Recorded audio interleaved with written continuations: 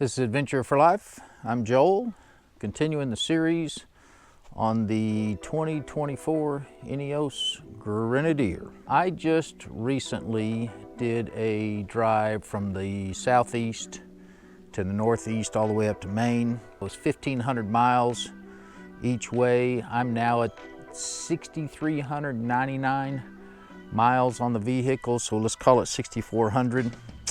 And I thought, you know, this is the first long drive that I've done. And so I thought, you know, I'll give a review. I've already done, you know, initial reviews, as have other people. But now that, you know, I did this long drive and I basically drove it up there, spent a couple weeks and then drove it back. And so got a lot of seat time, got a lot of miles logged during that time. I'll show you a couple of clips from places I went while I'm talking, but I'm gonna talk this week about the good. Lots of good. And then next week, I'm gonna talk about the not so good. And honestly, I have about the same number of goods as I have not so goods. I think I have 9 good comments, 10 good comments I'm gonna make, and maybe 12 or 13 not so good. Let's talk about the ride. Again, spent 1,500 miles on the way up and 1,500 miles on the way back. And, you know, basically a 12-hour drive one day and a 10-hour drive the next. And so got a lot of seat time in, and very pleased with the ride. Now, with a lot of these issues, and these topics I'm gonna talk about, you know, it's always, what are you comparing it to? So there are gonna be people that drive this vehicle and say, boy, that thing's stiff. Well, I'm comparing it. I've got a 1-ton dually pickup truck. Guess what? It's stiff. My wife's got a 3/4 ton Suburban. It's stiff. So that's what I'm comparing it to. Now, obviously, if you're comparing it to some other luxury car or whatever, then it's gonna be stiffer than something that's a straight luxury car. But as compared to what I'm used to driving, the ride, very nice. Acceleration, better than I expected.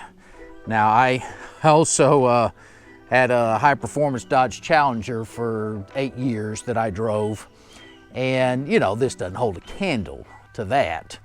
But as compared to our Suburban's older, you know, it's got good acceleration. Now, my truck is new, so it accelerates very well and accelerates better than this does, and it's a diesel. But still, for a car that's this heavy, and this isn't a sports car, as compared to what I expected, acceleration is very good. But some of these topics, by the way, are also going to be in the good and the bad category. So let's talk about visibility, because it's going to be in both. Visibility at the front, out the sides is good.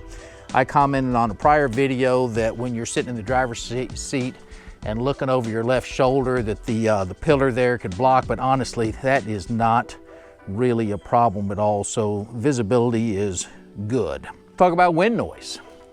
You know, you might be surprised that I'm putting this in the good category with that cargo carrier on top and with we'll call it the snorkel, the air intake, raised air intake, and with the upright windshield. But can you hear wind? Sure. Is it a problem? For me, it's not, and honestly drove most of the way without the stereo on or whatever.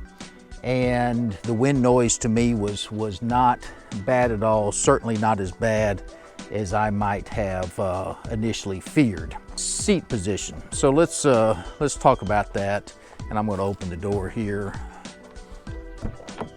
You know, honestly, I've got, you know, my truck, I've got 15-way electric seat or whatever it is that they've got.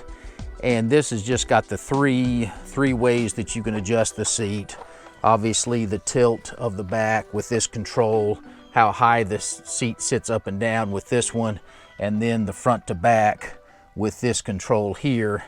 And I just have to say that the seat position from my standpoint is good.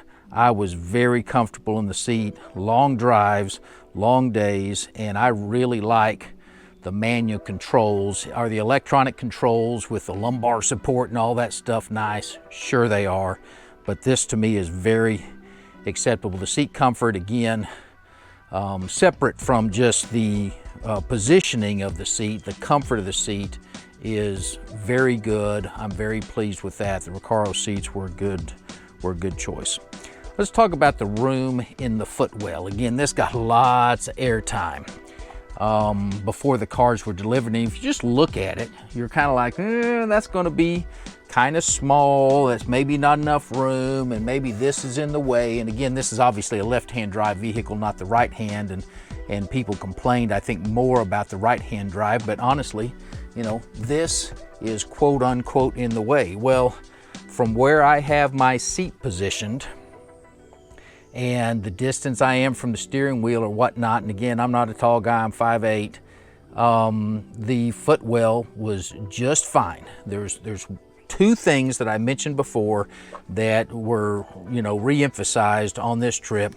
One is I would like to be able to slide my right foot under this pedal. You know, you can put your left foot up over here and rest it and extend it and all that. You can't extend your right foot. If you got the cruise control on, obviously you can bend your foot, bend your knee, and put your foot down here in this area. But extending your right foot is very difficult, and there's really only one place to put it, and that's over here. So you kind of put your left foot here and extend your right foot there, and you're kind of cattywampus in the seat and whatnot. And as I mentioned before, you see how far this bar sticks out. Well, when I put my foot back here, I end up hitting my calf on that bar, and it's, you know, not as comfortable as it could be. Let's talk about climate control real quick. Obviously, it's May. We were using the air conditioner and whatnot. Have used the seat heater, have used the heat system, the heating. And the climate control, from my perspective, is much better than I would have expected. I think that Americans rely on their climate control more than Europeans do, I think. And so I was afraid that the climate control systems would be inadequate, but honestly, they are very, very, very good as far as I'm concerned. The seat heaters warm up really quick. The air conditioner blows hard and cold. It's got 4 fan positions. I don't think we've ever had it over the 2nd position. Now, we haven't driven it in the dead heat of the summer yet, but the climate control is very good. Let's talk about windshield wipers. Are they a little bit basic? Yes.